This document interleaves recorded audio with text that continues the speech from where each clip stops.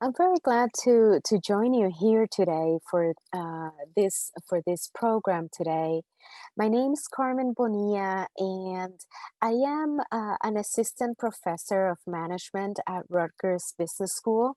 I also own my own training and consulting firm, and I am a regular speaker with the NJSBDC. In this program, I am offering it for the second time after offering it in the month of September, and it was very well received. So I'm very happy to join you again and discuss with you the topic of building a team in your small business. In other words, how do we go from solopreneur to building a team? And so my style of facilitation is very interactive. I really like to bring in conversation, to engage you in conversation. I really like to understand what are the challenges that you are facing, the questions that you have. And what I most want is that you are able to walk away from the webinar with information that you can immediately apply. So I definitely invite you and encourage you to participate and share. I'm not sure if you will be if audio has been enabled for you. So if audio is not enabled, please do share in the chat. Okay, wonderful. Welcome, Mikhail, and thank you for introducing yourself. Fantastic. So for today's topic on building a team for your small business, let me ask you a question, and please do share in the chat. It will help me a lot. That way, I'm able to focus my advice to you and to make sure that I'm able to give you some things that will be relevant for you. Would you share with me in the chat what attracts you? What attracts you to this topic of building a team for your small business? I heard a new participant joining us. Welcome. And so please tell me in the chat what attracts you to uh, to this topic of building a team.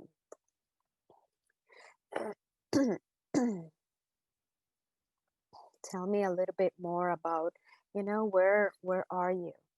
hmm Fantastic, Spencer. Expanding your business. Fantastic. How large is your business right now, and how by how much do you want to expand it?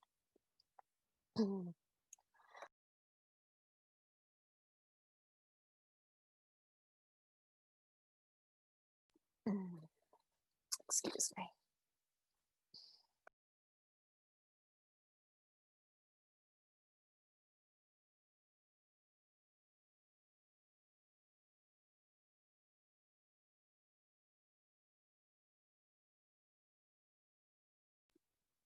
Fantastic. Thank you so much for sharing. I recently consulted for a small company with big ambition growth. And for sure, the people aspect of it, the talent aspect, it's so important to plan for, right? How are we going to make the growth happen? Good. So these are the topics that I propose for our hour together today. Let's start by discussing employee or independent contractor. This is one of the main questions that I have seen myself as I have learned in creating my own small business. We're also going to discuss what are the necessary items and documents that you need to have ready in order to hire help for your business. what to look for in employees so that you can make good decisions and bring people in that are going to be helpful, productive, that will be a good fit. What are some sample questions to ask? Wonderful, Mikal. Thank you for sharing. How to onboard your new staff and thinking about culture in your small business will also leave you with resources. Excuse me a second, I need to cough again.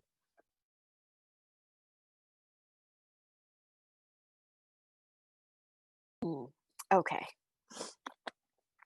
I have provided a handout to the SBDC office for them to send you that will summarize many of the lists that I provide throughout the presentation. So you will receive that after the presentation, okay? How do these topics sound for you?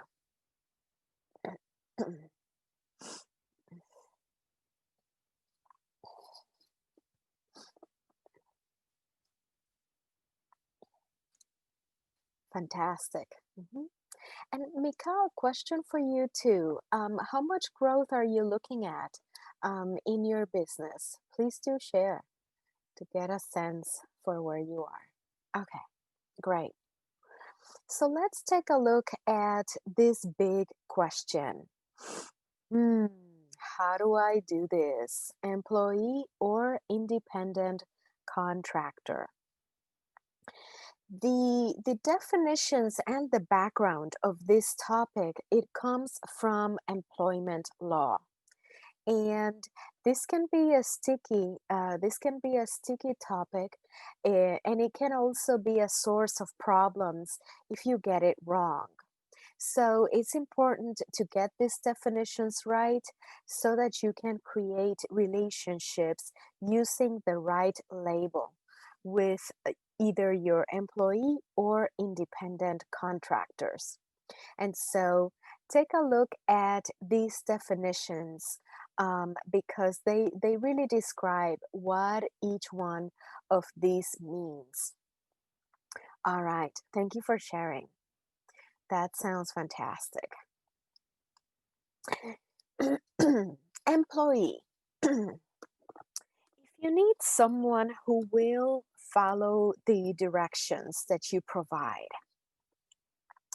if you need someone to follow the rules that you establish, you say how the work is to be performed, when, where.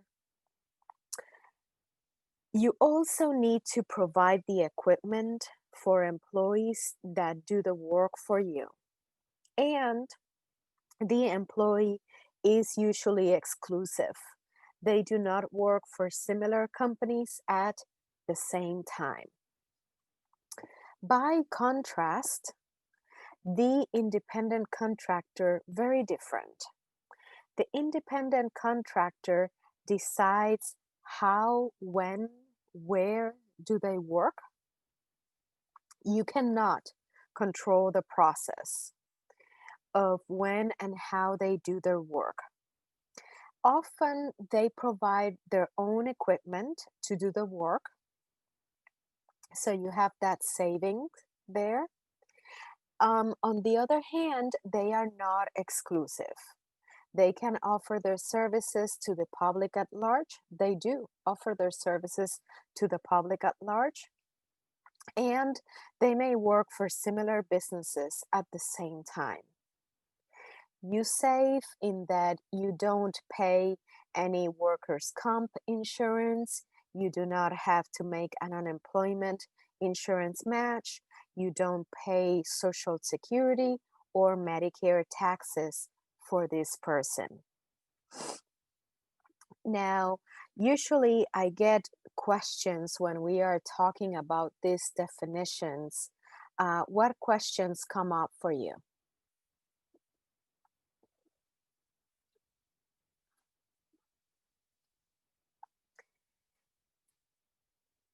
Are there any areas in your business, maybe based on the nature of the work in your industry, that generate questions for you about how do you classify the people that you bring on?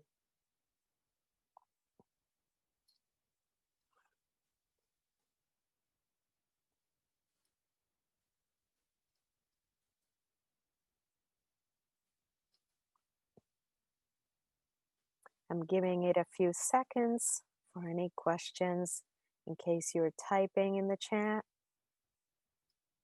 If you don't have any questions, please do type no and I can move on.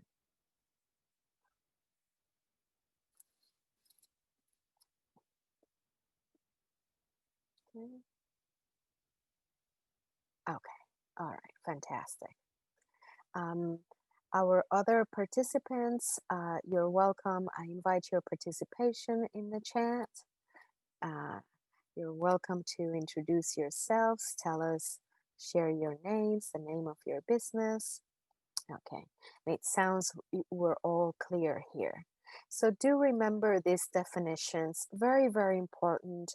These are the main ways, according to employment law, in which you make distinction between employees or independent contractors.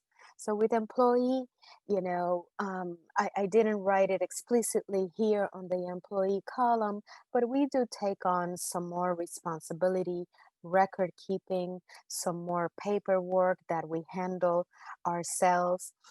This actually reminds me um, when I first went on my own and I realized all the paperwork that my employer had been doing for me, the filing of taxes, etc.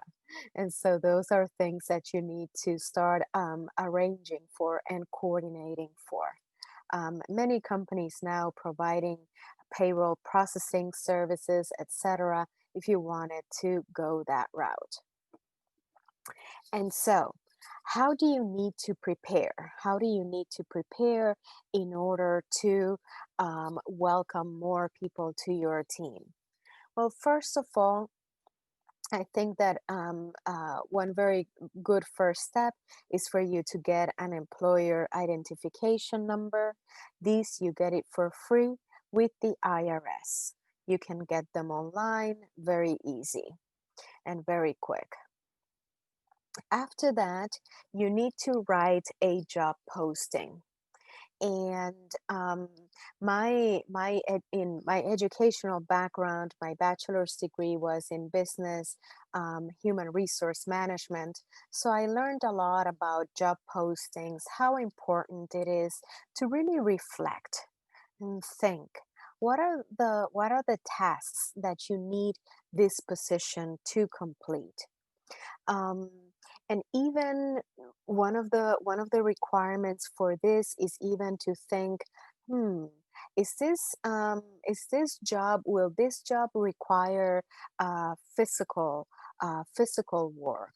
How, will this job require lifting any weight?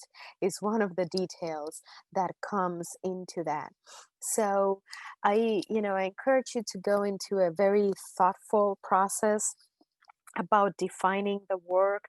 Make it challenging, make it intellectually stimulating, so that it will be a motivating job. So it all your employees experience, it starts from this stage of you envisioning how are they going to, what task do you need them to complete for you. The job posting is subject to legal review. You may have noticed many job postings, at the bottom of them, they have that indication of equal employment opportunity, employer, etc. So they do need to fit with employment law.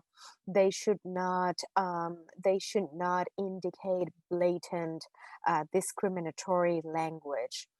For example, it would not it would not be best practice to indicate that you are looking for a certain gender to fill this job. Do not indicate looking for a female or looking for a male. That would be inappropriate, and it could fall into illegal. The second document is the employment application. And again, this is another document that is good to have an expert review it. And in fact, I know of someone who specializes in this type of work of writing employee handbooks, and she can also provide consultation about how to write this type of documents. If you wanted an introduction to her, do let me know in the chat and I will be happy to provide that. Um, if you want an introduction, let me know your email address and I will be happy to provide that introduction for you. Employment contract is another document to prepare. You can include clauses that regard confidentiality, non-compete agreements, and what are your expectations there. Assignment of inventions to any material that your employee would write, would put together, giving assignment of that intellectual property to your company. After that, you would want to identify what are the platforms to post your job posting, and also have a list of interview questions ready. This is another area in which um, you need to make sure that the interview questions that you choose, that they follow protocol, that they are legal to ask. For example, let me give you some examples that of questions that are not appropriate, are not legal to ask according to US employment law. If you were interviewing a female, asking her if she is married, if she has plans to be married, if she has plans to have a family, those are all questions that would be considered illegal and they could get you into hot water. This candidate could take your company and file a complaint against your company with the Equal Employment Opportunity Commission. Other questions regard all the different areas in which the Equal Employment Opportunity Commission protects. So it's worth it to check out their website for the areas that they protect. They are all about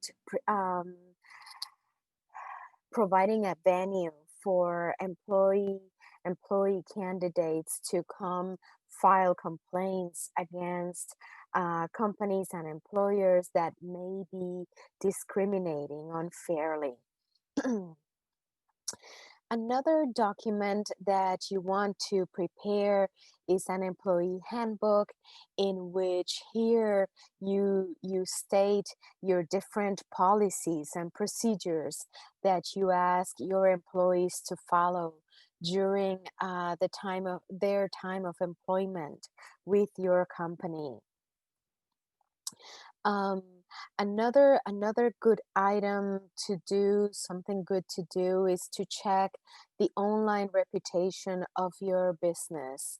Have you had past employees who may have gone online to talk about their experience working for your company, to talk about um, your management style, to make any complaints, to say anything negative, anything positive, checking that online reputation. This is something that I have heard from my management students that many times they are managing people um, at the time of firing someone.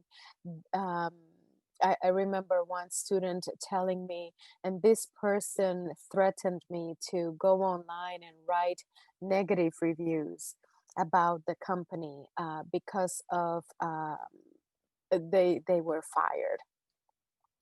And so in all of these steps, if you are going the hiring the route of hiring employees, if you are going the route of hiring employees, all of these items, they are important to comply with employment law. It may not be a bad idea to have these documents run by employment attorneys. Make sure that your documents, your employment applications, for example, your interview questions, that they all comply with the law. Any questions there? Tell me yes or no in the chat, and drop your questions in the chat.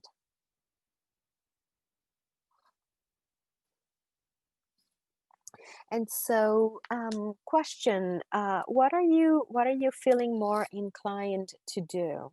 Are you feeling more inclined to hire employees or independent contractors? That will help me give you advice.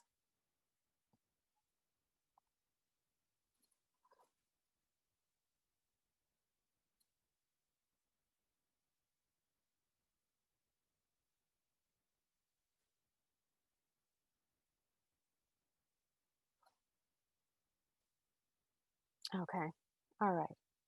So with independent, mhm. Yeah, you know what? That can be a good strategy, right? You could start with independent contractor first, try out the relationship, see how it works. I think if you find that the person is reliable performance, consistent performance, it may work just fine, right? And there are less worries about employment loss and risk for your company.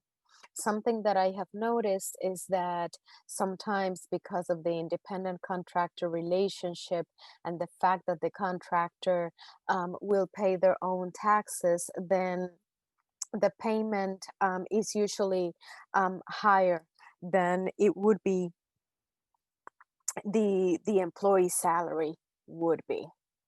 And that's one difference that I have noticed. And so let's take a look. As you grow your team, these are some steps that are important to keep in mind. So you go through the steps of hiring, onboarding, culture, and development. And I would make the case to you that regardless of whether you hire employees or independent contractors, it's good for you to keep in mind these four steps, to be mindful and intentional about what you do in each one of these steps. It is important still to make a good hiring decision, right? When you're hiring contractors, you definitely want these people to perform at the level that you need in your business. So let's take a look. And this applies for both employees and contractors. Things to look for: learning. We want to learn about their background, their professional experience, what their education has been.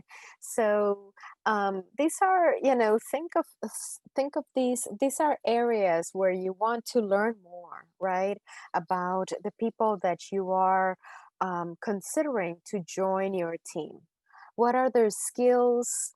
what is their level of skill, their aptitude, their personality, and the compatibility for sure, right? How will it work out? Will you be able to have the type of working relationships that you want to have, that you envision to have with the people that you collaborate? Will you be able to present a, a nice, pleasant, harmonious front to your clients as you are working together as a team? And so these are some sample questions to ask.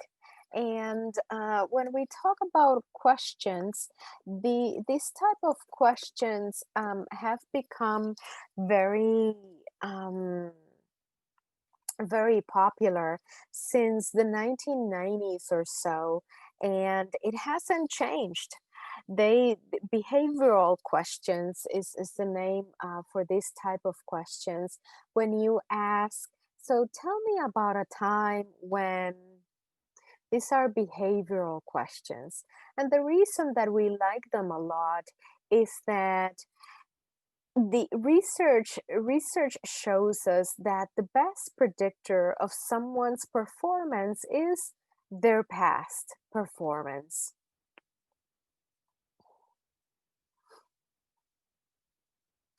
And so here are some sample questions for you to consider asking. Take a read of these first three questions, and let me give you a little quiz right here.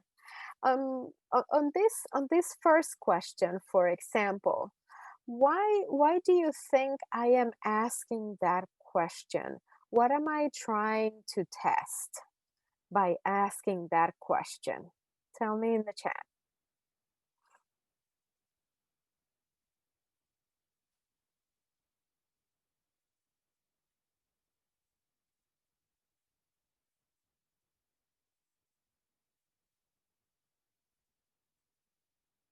Mhm. We could definitely get information, right, about how someone behaves under stress.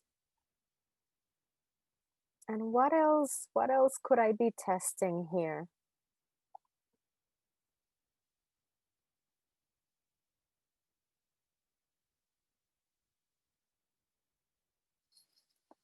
Teams, right? Yeah, teamwork skills. Yeah, teamwork skills. It could show you a lot. Someone's response to this question could show you a lot, including even, how much ownership do they take for their work, or, do you hear blaming language in their answer? hmm Problem solving. It could, right? You could get a sense of that. And so, how about in the second question? What are we trying to test here?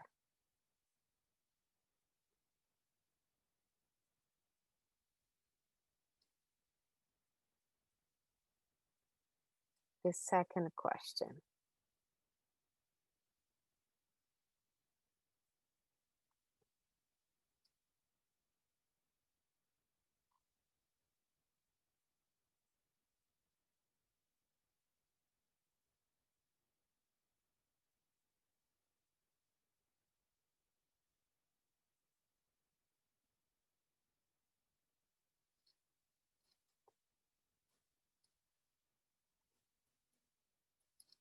Adaptability could be one. Uh-huh.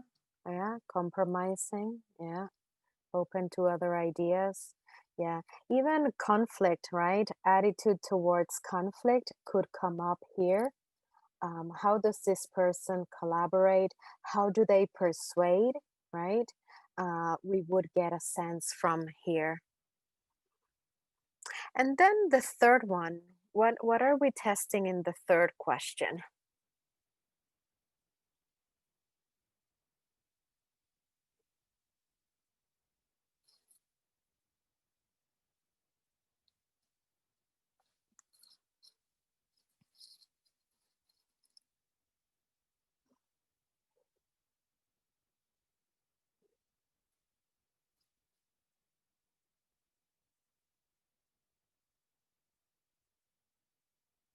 Yeah.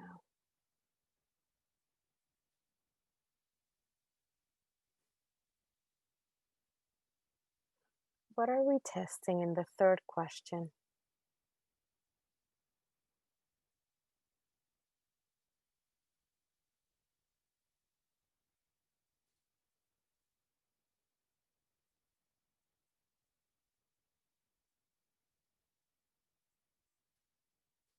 Mm-hmm.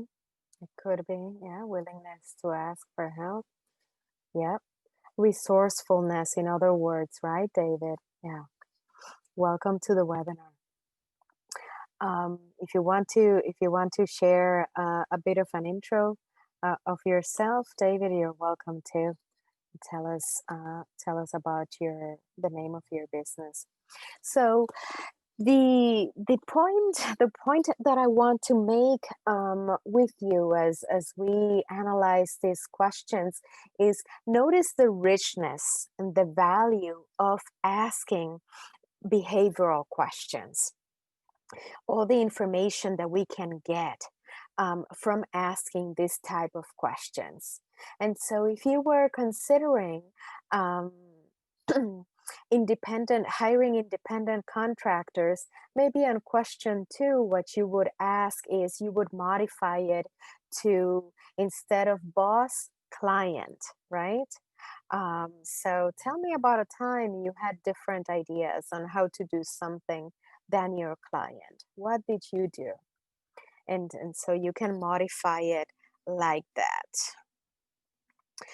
And so, as I was preparing for this conversation with you, I referenced the book entitled, um, yeah, Flexibility Can Be Another Thing. Yeah.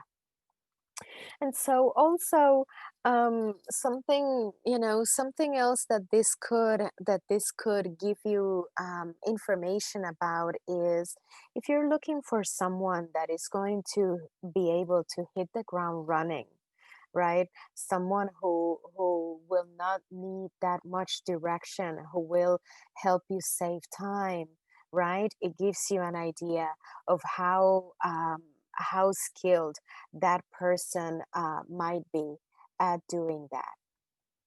All right.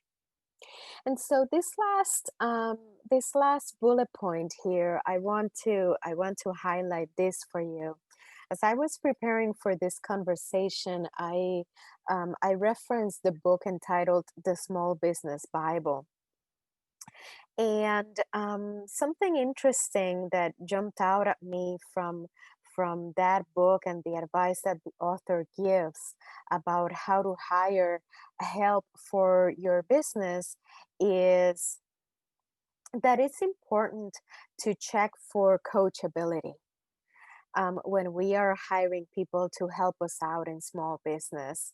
And because, something particular about small business is that so far in a small business, right, we have been in the habit of doing things our way, right? If it's a one person show, for sure, we have been doing things our way, and that is closely linked with our value proposition, right? What is the value that we're bringing? How are we doing our work? So it's important to check for someone that shows that they will listen to us, that they will listen to our instructions, who can take constructive criticism. It can be such a saver, right, in terms of conflict. Because imagine the last thing you want is to provide constructive feedback and for that to become a conflict. Someone who is willing to try new things and be flexible, like you said, Mikal. Um, Someone who will work compatibly with your work style. And here it helps for you to have that awareness of what is your work style, what are the work styles that work best for you. Someone who will be adaptable and have a positive attitude. So I'd like to invite you to practice here. And from this bullet point of check for coachability, choose one of these characteristics that I just mentioned and write in the chat what would be a question that you would ask to test for one of these qualities. Write in the chat what would be a question that you would ask to test for one of these qualities of coachability. Tell me in the chat.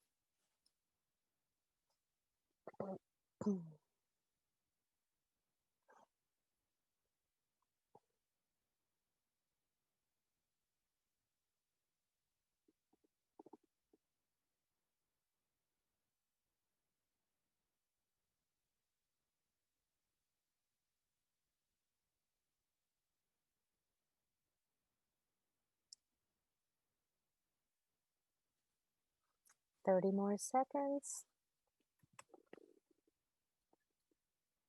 Build your own question and tell me in the chat.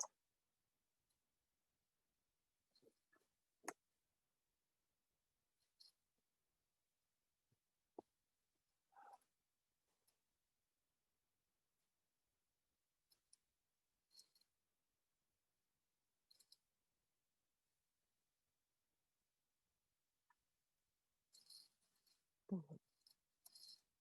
Do we have any examples?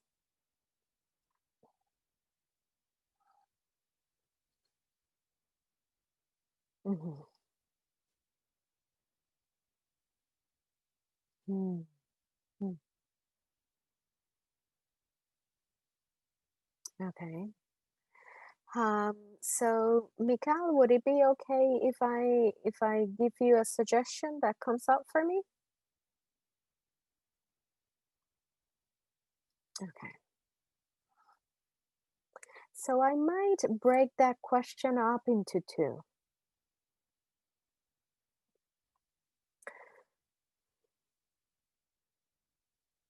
Can you tell me about a time you worked as part of a team and identify what went well and what didn't go so well?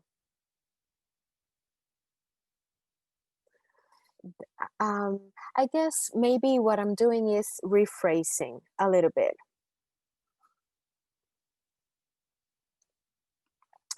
Or you could, or if what you're looking for is, can you tell me about a time when you worked on a team and things went well? And then listen for the answer. And can you tell me about a time when you worked on a team and things didn't go so well? Break it down into two. And the reason I'm suggesting that is that I have noticed when asking questions, if we were to give to ask the question in the original format, What I have noticed people tend to do is sometimes they focus on the last part of the question. And so you may end up receiving only a story about when things went sour. Okay? That's the reason for that suggestion. Okay, good. So I hope that was helpful to give you some practice in creating your own questions, because for sure you will want to ask more than three of this. All right. Now, the next thing I want to mention to you, I'm looking for a link that I want to share with you. All right, I just dropped this link on the chat, and we need to think about how do we bring people on board. Research has shown that when we onboard people appropriately, it actually it actually contributes to creating a working relationship that will last longer. And in management, we learn that there are five particular areas that it is important for us to provide good training on to the people that join us to work with us. First of all is the area of strategy. And so sharing with the people, what is the direction that we see for our business? What are we trying to do here? What is our mission? What is our vision? Also, this number two, organization and organizational structure. This may be a little bit more relevant for bigger organizations, but as long as you have more than one person collaborating, it's um, it's fair game to explain. Okay, these are the people working here. This is what they do. If you need this, you go to John. If you need that, you go to Stacy, etc., etc. Number three, culture. People find it helpful to understand, okay, how do we do things around here? What are our values around here? What is important? Um, and, values, for example, when you share what are your values and your company's values with your new team members, that can help them when they are faced with a decision. Okay, so I know that these are our five values here. This is how this is how Mikhail likes to work. This is how Spencer likes to work. This is how David likes to work. So they can make decisions. Um, Process. What is the process that you have established? What are the steps that are followed in order to get the work done? How do they contribute to the process? Who depends on the work that they will get done? What resources are available? What resources do you provide? What resources do you expect them to bring to the table? Any questions about that?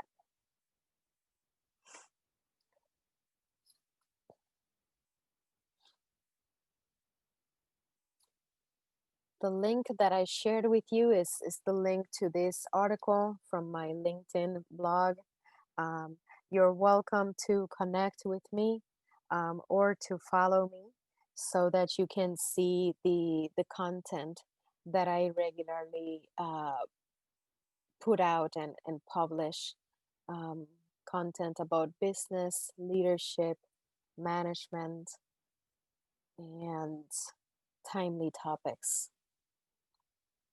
Okay, no questions? All good?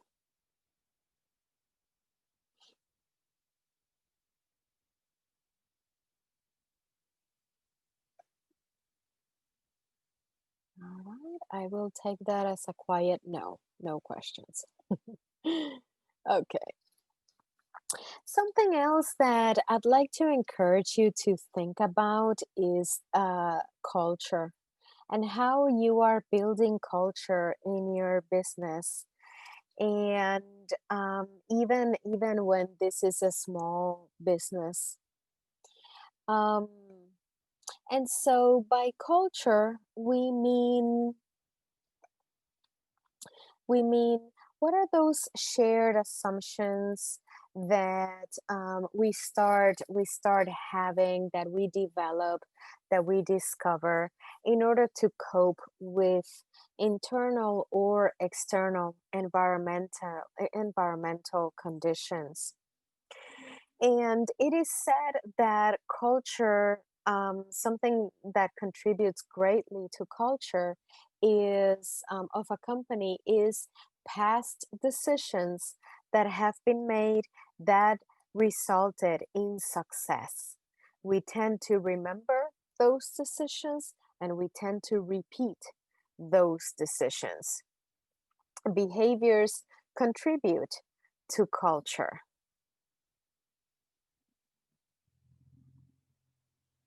And so, question to participants: is your business a family business?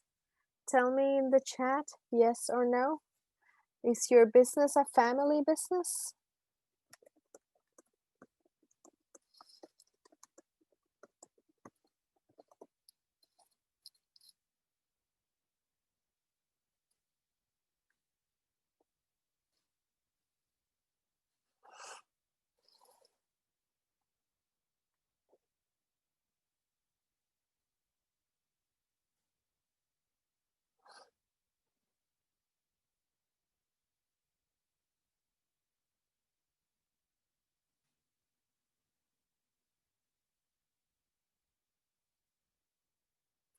Is your business a family business? Mhm. Oh, uh, I'm afraid that you may not have seen my previous link. Let me let me do that.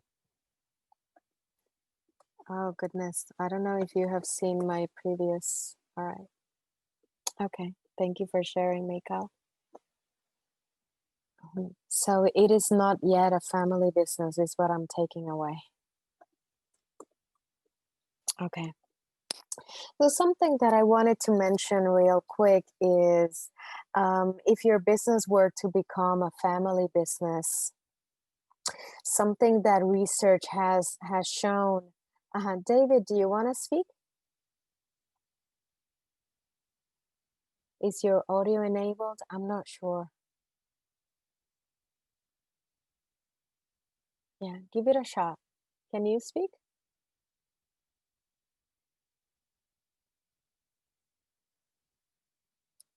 Okay, no problem, David. If you want, I invite you to connect on LinkedIn if you would like to do that. And so research has shown that many times family values, they become the values of the business. So that's very interesting to keep in mind and to reflect.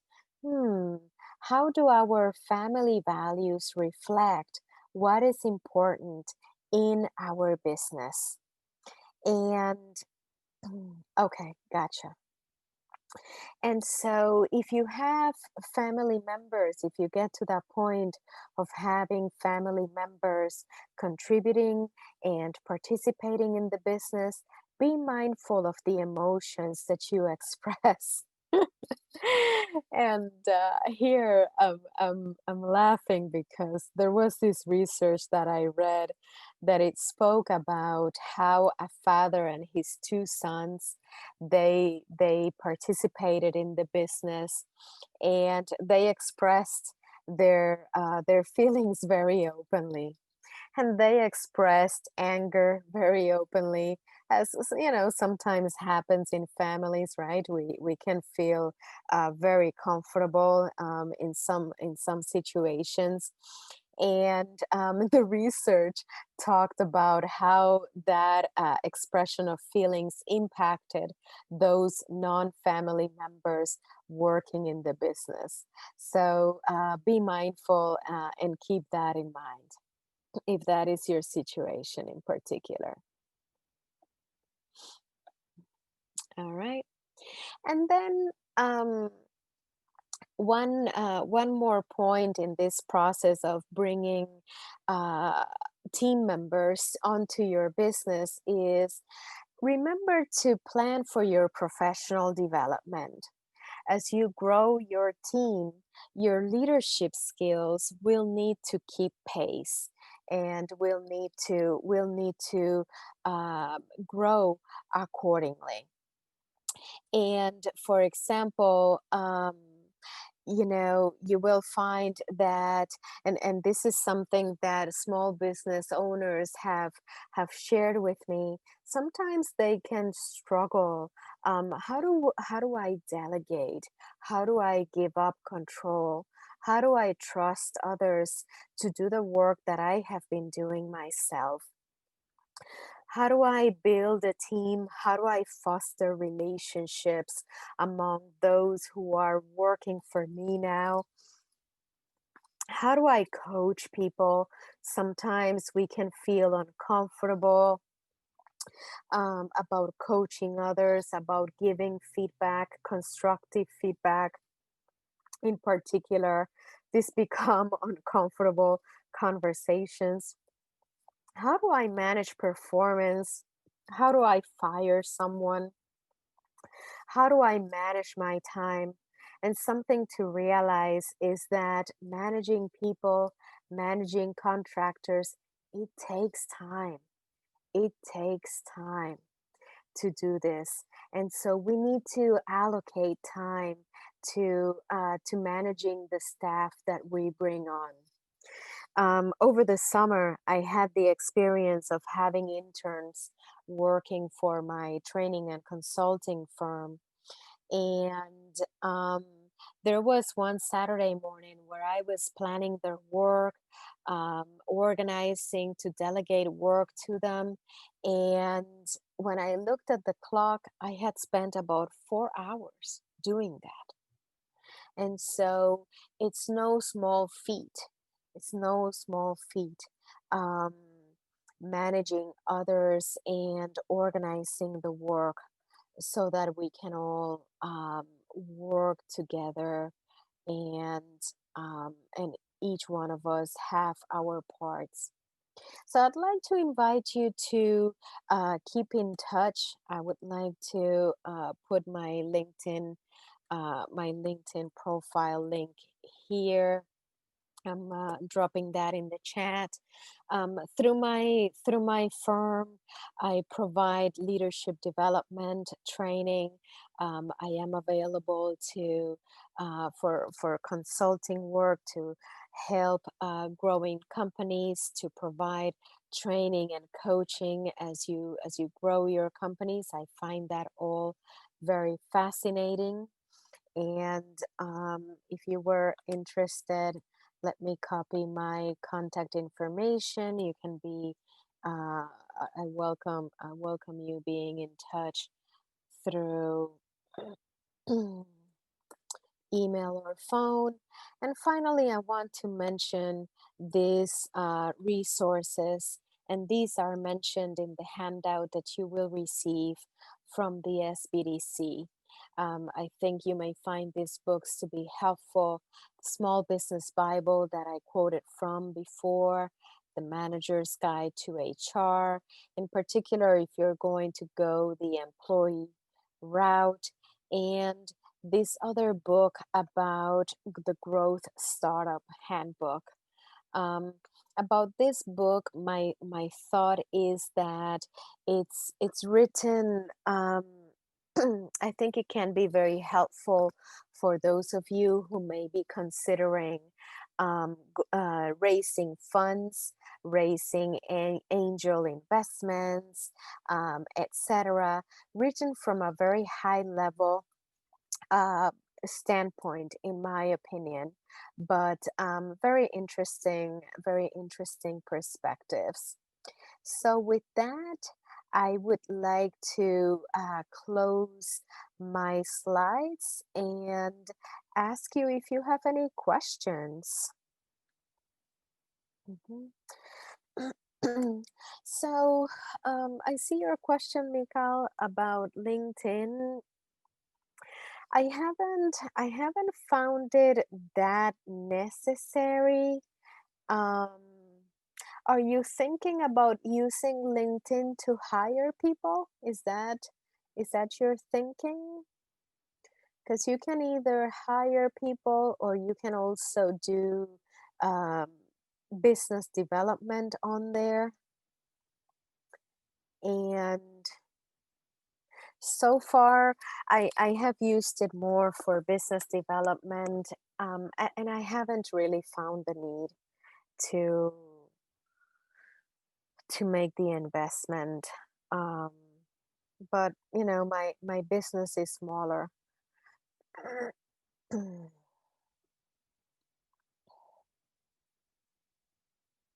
Yeah.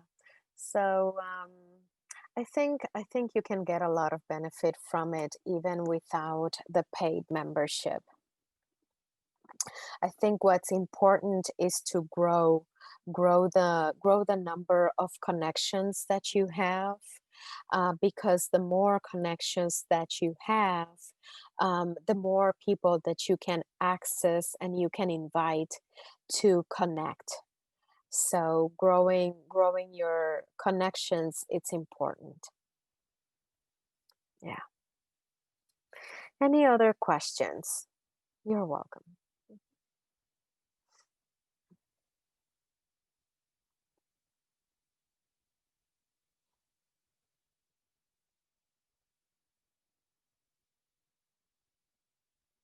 All right.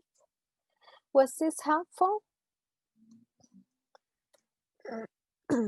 Does it help you have more guidance about what you're doing? I'm All right, wonderful. I'm very glad to read that. I'm curious, based on this, what will you make your next steps? What next steps will you take?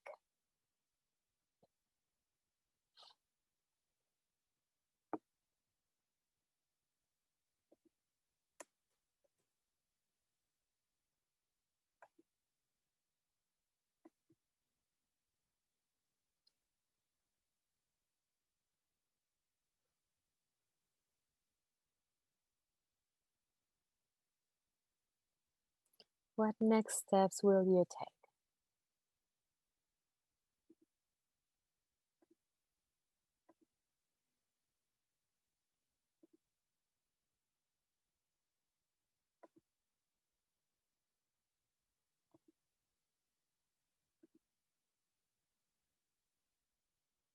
Fantastic, fantastic. That's wonderful. I'm excited for you, Mikhail. I'm excited for you. One other thing that I want to mention is, when do we know, um, how do we keep it efficient? How do we keep it efficient so that the person that we are bringing in, they, um, we get more benefit than a greater benefit from their hiring than um, than the cost, the investment that we make in paying their salaries or their fees. And something that I have seen a past consulting client do is that he looked up industry reports of his industry, and this may apply for a bigger company, but it can be a thought for you to keep in mind. He looked up industry reports of his industry, and he saw there are some industry best practices of how much revenue should we have per employee? And so he keeps his employee base, he keeps it so that his average revenue per employee is according to that industry best practice. So in his case, in his company, um, his industry is something like 225,000 revenue per employee. And so he keeps to that. And I think, I find that very helpful because we want to make it efficient, right? We want to see um, we want to see a positive impact of each hire. So I wanted to share that. Good. Well, I hope that this has been helpful. If you want to connect on LinkedIn, I invite you to do that. Thank you so much for participating today. And on behalf of the NJSBDC at Rutgers-Newark, I thank you for participating, and we look forward to seeing you at a future webinar. Take care and all the best.